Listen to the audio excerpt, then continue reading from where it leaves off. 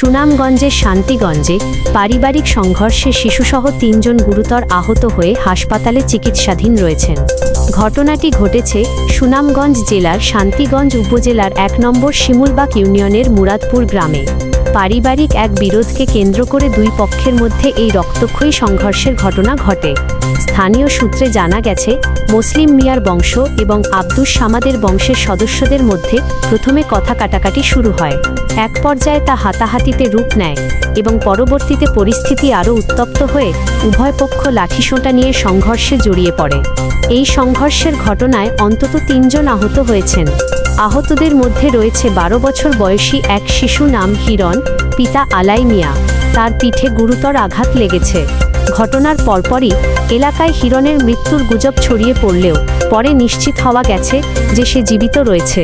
বর্তমানে সে হাসপাতালে চিকিৎসাধীন এবং চিকিৎসকরা তাকে সুস্থ করে তুলতে সর্বোচ্চ চেষ্টা চালিয়ে যাচ্ছেন। এছাড়া আহতদের মধ্যে রয়েছেন শামসুল আলম, পিতা আলাই মিয়া।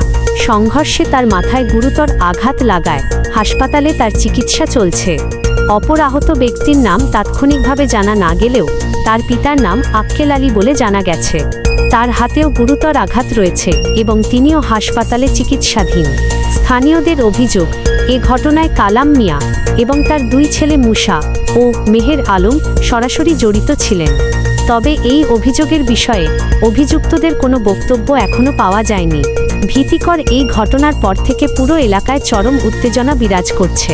স্থানীয়রা সুষ্ঠু তদন্তের মাধ্যমে প্রকৃত দোষীদের শাস্তির আওতায় এনে দ্রুত আইনগত ব্যবস্থা গ্রহণের দাবি জানিয়েছেন।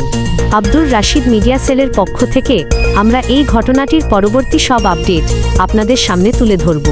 সবাই ভালো থাকুন, সুস্থ থাকুন। আল্লাহ হাফেজ।